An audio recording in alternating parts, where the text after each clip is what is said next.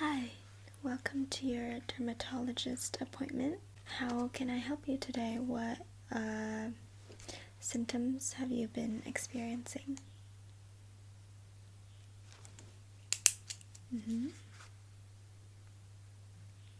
Rashes.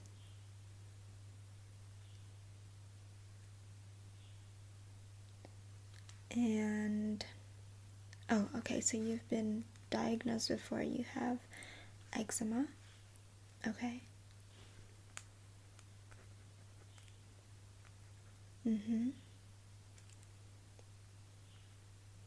So these flare-ups are mostly focused on your face? Okay. Do you ever get them anywhere else? Okay. And how long ago were you diagnosed? 6 years, okay. So you sort of suddenly experienced it? Okay.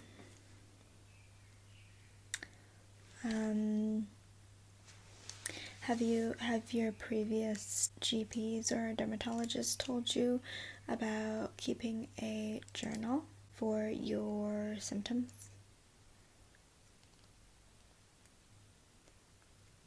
Okay, so you have noticed a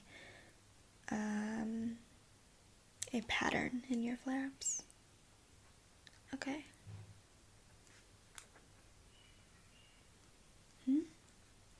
Oh, why do I have a stuffed animal in my office? Well, this is Buttercup, and I have him for my child patients. Sometimes they get a little scared, so I just give them this little stuffy to help them feel safer. Because I believe doctor's appointments don't have to be scary. They should absolutely be a safe space. It should be cozy. You should feel comfortable because you are about to get some life-altering answers. Okay, now I'm just going to take a look at your flare-up right now. And I seem to have misplaced my little flashlight thing, so I'm just gonna use my phone. Okay. Do you notice that you have flare-ups focused on any specific part of your face? Okay, so you've had them all over your face before when it first started, and now I see you have them more concentrated on your cheeks and sometimes your eyelids. Oh, I completely get it. I actually have eczema too, and I also get them on my eyelids sometimes.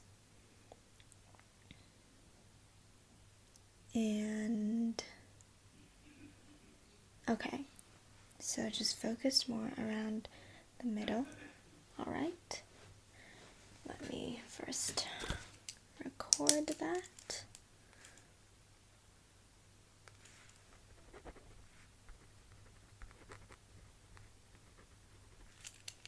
Okay.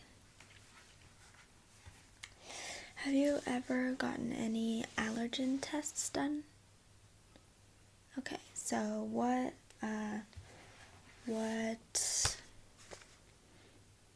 topical ointments have you been prescribed before?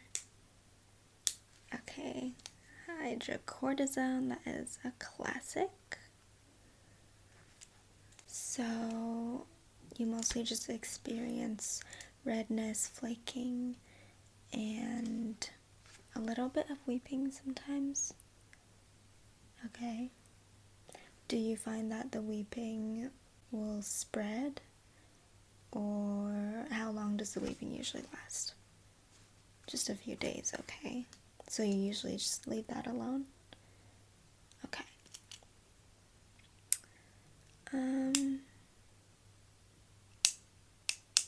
Have you found that, so you mentioned before that you have been keeping a journal to note the triggers. Have you found that these triggers are mostly from food or environmental triggers or stress?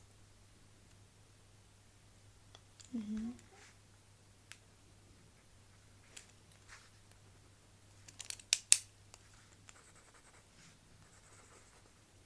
Mm-hmm. Ah, I see.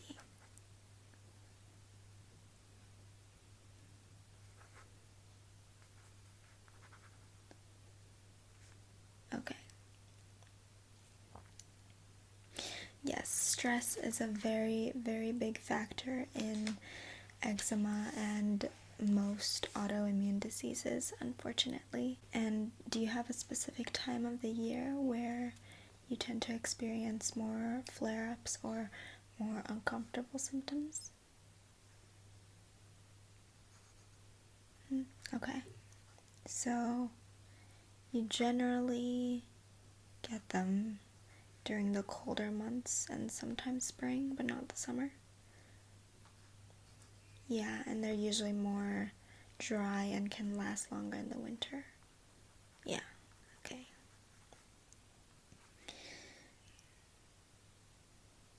And you mentioned that you have noticed some of your food triggers, which are tomatoes, grapes, bell peppers, eggplants, cinnamon, and lemons.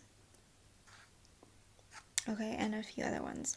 Well, I can see just from you mentioning the first few, those are part of the nightshade family, which is notorious for being inflammatory, and they are just common irritants for people with food intolerances or eczema. And they also have high salicylate content, particularly in tomatoes as well as grapes. Do you know about this? Salicylic acid, which if you're into skincare you may have heard of before. It is a chemical exfoliant that people use for acne, but it can be very irritating to people with eczema or sensitive skin or dry skin, and it's actually a natural compound present in fruits and vegetables when they're growing because it actually helps the plant repel insects and other pests. So unfortunately, a lot of foods actually contain salicylic acid. You can search up a list on Google and you can find a website of all the salicylic acid content of different foods. And you will need to experiment and do an elimination diet if you are open to it to figure out exactly which foods trigger you. I have had to do this myself as well. Unfortunately, with foods, it's not something you can do an allergen test for, which if you want, I can do for you today, for your other topical environmental triggers. You would like that? Okay. So yeah, we can talk another time about your food triggers, but that is a big thing and it's different for everyone, so unfortunately there is no one specific diet that everyone can follow, because if there is, then nobody would have eczema, right? It can be a big source of annoyance. I understand. What's that? No other dermatologist has told you this before? Oh, I know. A lot of people in my field don't really buy into the fact that eczema is not really just a skin condition. It's an autoimmune disease. It stems from your immune system, from your gut, and there are so many factors to it. It's not just a skin thing. Yes, exactly.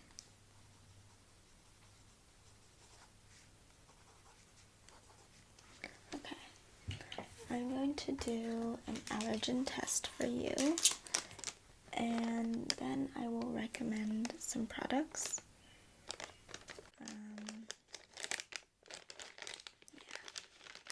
So I'm just gonna do a few today, and if you want to do a more extensive one, you can come in for another session another time.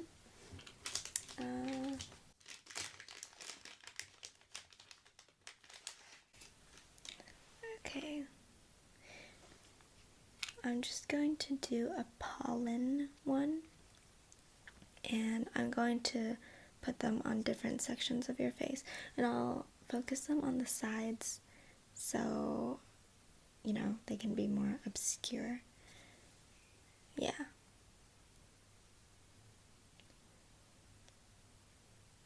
So, I'm just going to do 4 for you on the 2 sides of your face.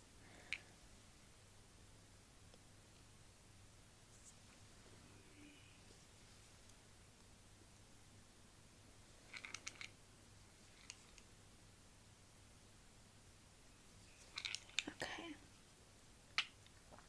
And since this is specifically for an allergen test, they are pretty potent, so you will be able to see if you're having any reaction to it by the end of the day, or even just 1 hour or a few hours. But a common misconception you'll have with allergens, whether it's topical or food, is that it doesn't always show up right away. People often say if you're allergic to it, it will show up right away, but that's not true, especially if you have an intolerance instead of an allergy, because those are actually 2 different things.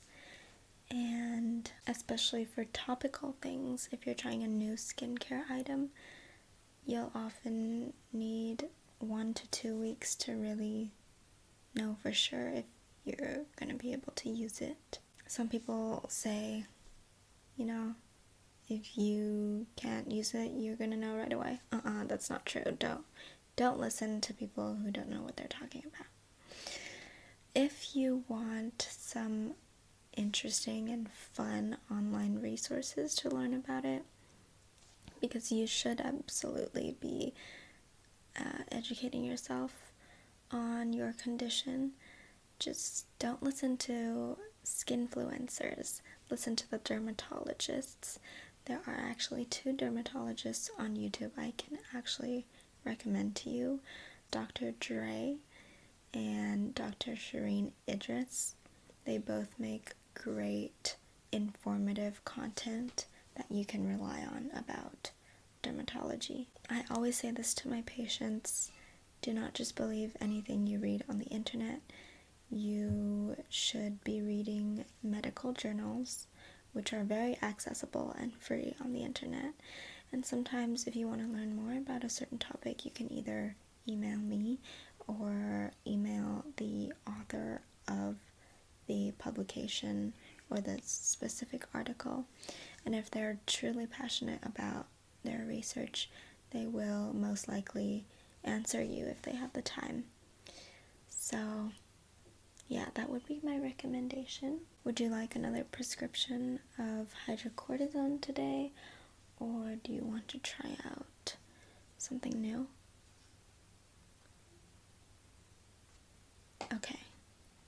Okay, so you have used more natural remedies in the past, but you're looking for something that can act quicker for when you have certain events coming up?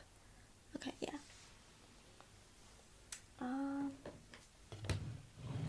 I'm actually going to prescribe you Protopic.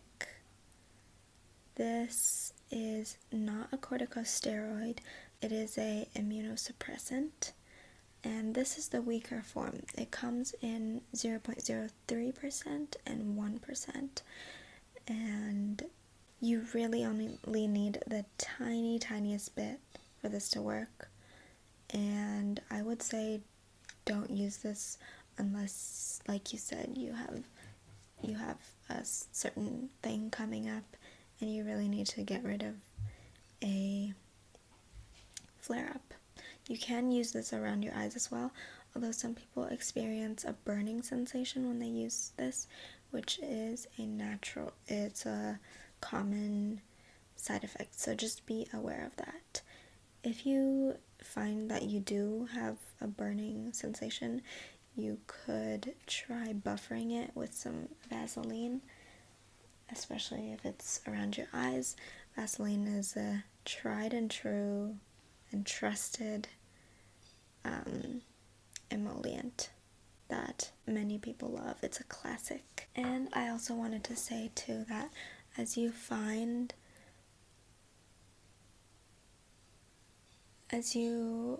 out your triggers more and more and really note them down, you'll be able to avoid your triggers more often unless you're traveling or trying something new.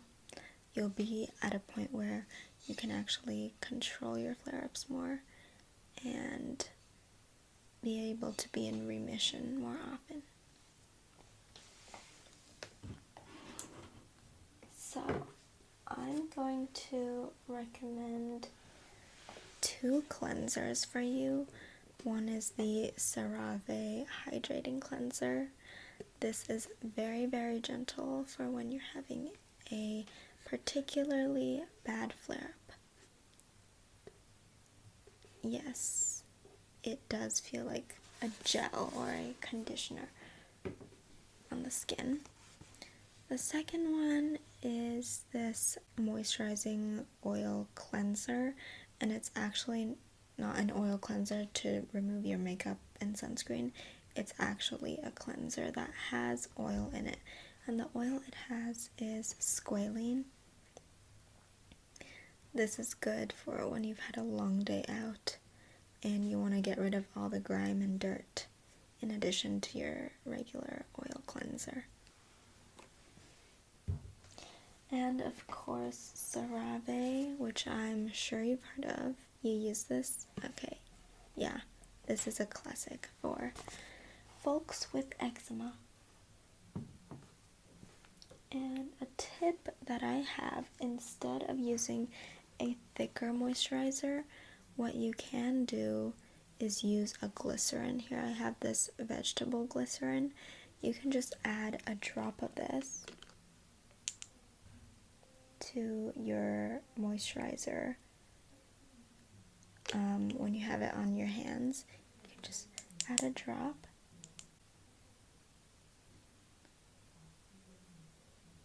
And it will really change the game for your moisturizer. You should try it.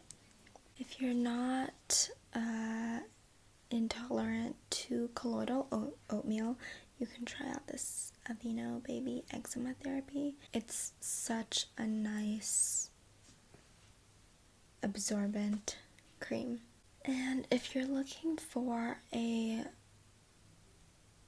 particular brand, I would recommend La Roche-Posay. They have this thermal spring water. This brand actually makes a lot of products for people with sensitive skin, and this one's really nice. This is a sample actually, so you can take this home with you today to try.